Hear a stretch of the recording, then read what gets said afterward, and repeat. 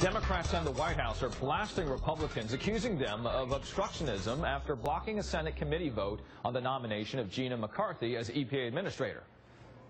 This is wrong. And you want to know why some of us are going to be in favor of reforming the rules of the Senate? It's because of abuses like this that we see the Republicans deploying every day. Senate Environment Committee Chairwoman Barbara Boxer says McCarthy has answered an unprecedented number of questions, more than 1,000 from Republicans, but Republicans boycotted yesterday's vote, saying McCarthy had not given complete answers. Earlier this week, a vote on Labor Secretary nominee Tom Perez was also postponed. Let's bring in former Pennsylvania Congressman and retired Navy Admiral Joe Sestak and Republican pollster and strategist Chris Wilson. Good day to both of you. And Chris, White House Press Secretary Jay Carney, as you probably heard, he asked Republicans to, quote, stop the theater.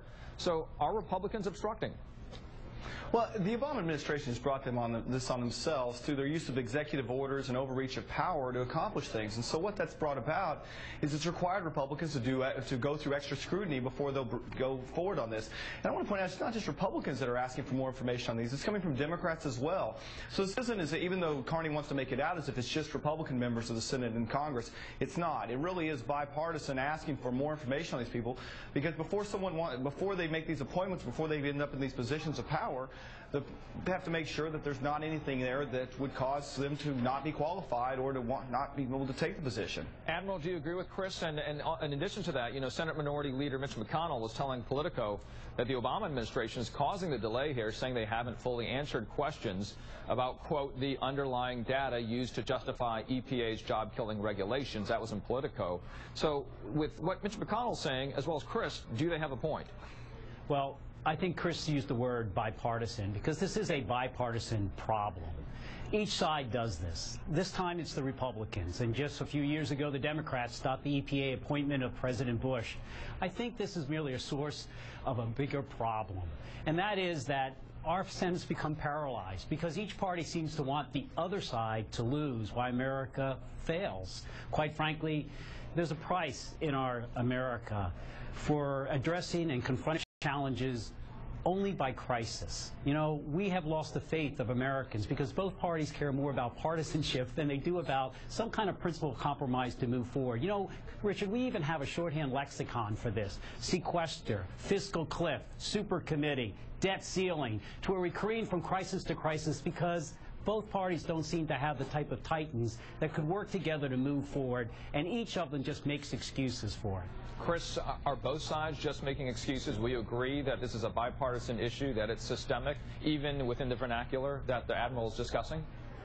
Yeah, it's difficult to argue with anything the Congressman said, and I think from a standpoint of the overall appointments, what it does require is it requires both sides to work together. It requires sort of what Bill Clinton did after Republicans took over Congress in 1994. He moderated, he came to the middle, he put forward more bipartisan and moderate, even in some cases Republican appointees for committees, and from that he was able to get them nominated. Unfortunately, the Obama administration has done exactly the opposite. If anything, they've moved more to the left, and he's tried to do, again, more things through executive order, more things through the NRB and through EPA, doing things like banning carbon to the toxic emissions listing just through executive order. And I think those are the things that have caused this kind of scrutiny and this sort of challenge for the appointment process. Yet, Admiral, a Pew poll out this week, it blames Republicans by 20 points for failing to work with the president.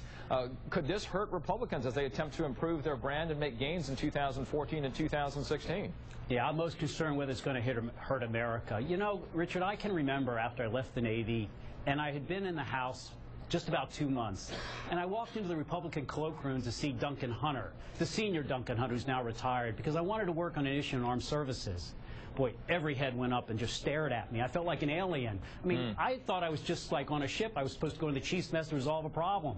During that period of time, the 4 years as Congressman, I never saw a Republican come into the Democratic cloakroom.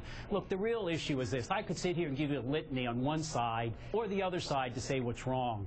But the fact is that we have lost that type of accountable leadership that we need to move this nation forward. It's just the Hatfields and McCoys, and the issue is it's gotten so bad, and it can't right now because we have competition around this world for jobs like with China and even emerging Mexico. We got a lot to do. I think we just got to stop this and do something better than the types of leadership we have there today. Chris, if the Admiral is an alien, as he just self-described himself, don't we need more aliens? And who are those aliens on the Republican side that can make that difference that the Admiral is suggesting is needed?